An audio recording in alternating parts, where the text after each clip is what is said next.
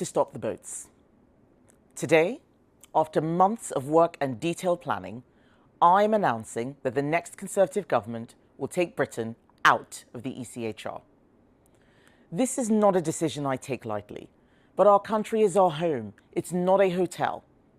Nothing will stop me restoring control of our borders. Yes, in government, we try to control immigration. The Tories' £47 billion gambit. Welfare warfare or political suicide. Right. Before we dive into what might be the most audacious political gamble of the year, do me a favor and hit that subscribe button. Because trust me, what's coming in British politics over the next few months is going to be absolutely unmissable, and you'll want UK Connors in your feed when it all kicks off. Now then, let's get into it. £47 billion. Let me say that again for those of you watching this on your morning commute. £47 billion.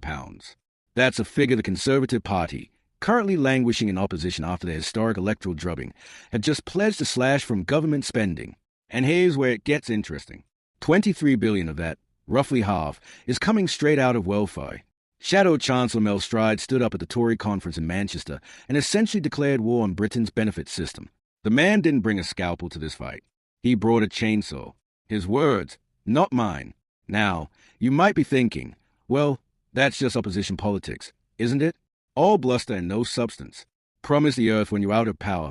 Conveniently forget it all when you're back in number 10. But here's why this matters, and why you need to pay attention. This isn't just policy positioning. This is a Conservatives attempting to carve out an identity in opposition that puts clear blue water, their phrase, between themselves and Labour.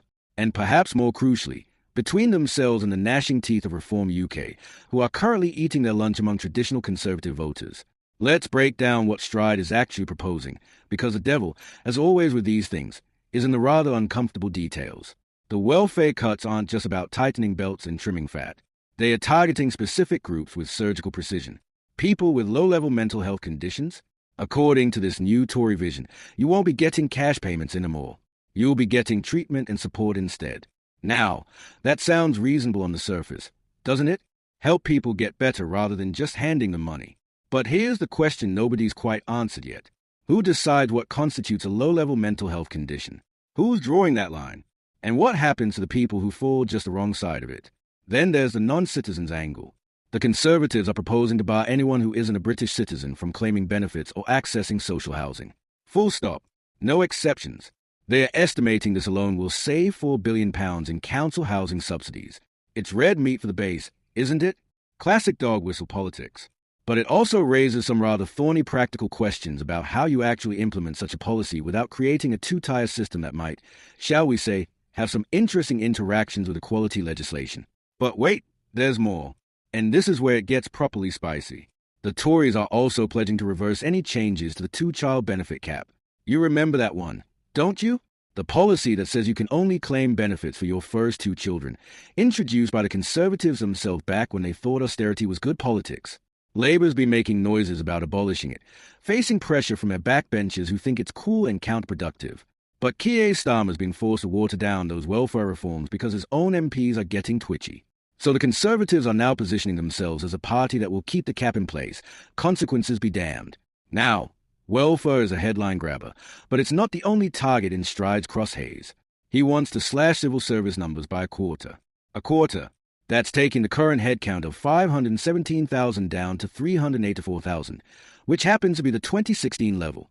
Brexit year, conveniently enough. This is supposed to save £8 billion.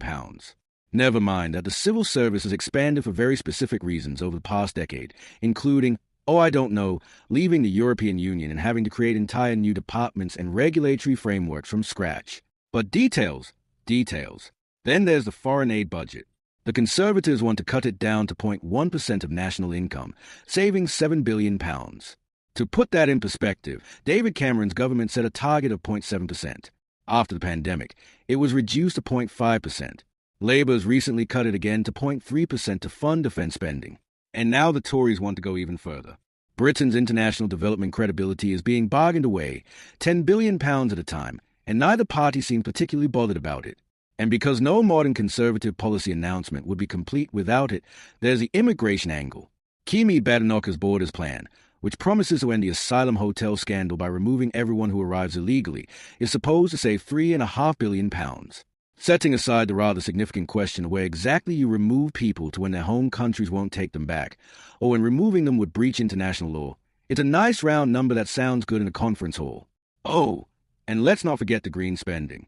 Having vowed to repeal the Climate Change Act, because apparently climate change is optional now, strides promising to reduce subsidies for heat pumps and electric vehicles. Never mind that the rest of the world is racing ahead on green technology, and Britain risks being left behind selling diesel engines to an electric future. But that's a long-term problem, and we're talking about short-term politics here. Now, here's where it gets really interesting. The Institute for Economic Affairs, that bastion of free market thinking, actually welcomed these proposals. But even they couldn't resist pointing out the elephant in the room. Age-related spending, pensions, social care, old age health care. The stuff that's actually driving long-term fiscal unsustainability. The Office of Budget Responsibility warned earlier this year that the pensions triple lock, which remains conservative policy by the way, is fundamentally unsustainable in the long term. But Stride's plan doesn't touch it. Not even a glancing blow. Because touching pensions is political suicide, and the Conservatives know exactly who votes for them. So what we have here is a proposal that cuts everything their base doesn't use: welfare for the disadvantaged, support for immigrants, green subsidies, foreign aid, while carefully ring-fencing everything their core voters rely on. It's politically savvy, I'll give them that. But is it actually fiscally responsible? That's a £4 to £7 billion question. Labour, predictably, are calling this rehashed nonsense from a failed manifesto. Party chairwoman Anna Tully pointed out, quite reasonably, that welfare bills, civil service numbers, and asylum hotel use all skyrocketed under Conservative watch. The Tories are essentially promising to fix problems they created, or at least exacerbated, during 14 years in power. It's rather like an arsonist offering to rebuild your house after they burned it down. But here's why this matters beyond the usual opposition theatre. The Conservatives are making a bet, a big one. They are betting that the British public is tired of high spending, high taxes, and a government that seems incapable of controlling either. They are betting that people will look at Labour's already shaky handling of fiscal policy, the rolls over spending, the watered-down reforms, the internal party warfare, and think, maybe we do need someone willing to take a chainsaw to the budget. They are also betting that Reform UK's promises to cut benefits won't be enough, that voters will want the real thing from a party that might actually get to implement it. It's a high-stakes gamble because it requires the Conservatives to be trusted on economic competence after leaving office with the economy in tatters. It requires people to believe they'll actually follow through this time, after years of broken promises and abandoned targets. And it requires convincing voters that cutting support for the vulnerable, for immigrants, for green technology, for international development, is somehow in the national interest rather than just political expediency dressed up as fiscal responsibility. The next few months are going to be absolutely crucial. Labour's got a budget coming in November where Rachel Reeves is expected to announce significant measures, possibly including changes to that two-child benefit cap. How the Conservatives position themselves in response, whether they can make this £4 to £7 billion pledge stick, whether they can convince anyone they are serious, that's going to define their opposition strategy for years to come. So there you have it. The Conservatives have thrown down the gauntlet. £4 to £7 billion in cuts. Welfare slashed. Civil service gutted. Green spending eliminated. It's bold, it's controversial, and it might just be complete fantasy. But it's also a clear statement of intent about what kind of party they want to be in opposition. Whether the British public is buying what they are selling, well, that remains to be seen. Make sure you're subscribed to UK Connors because this story is far from over, and when it all inevitably explodes, you'll want to be here watching it unfold with us.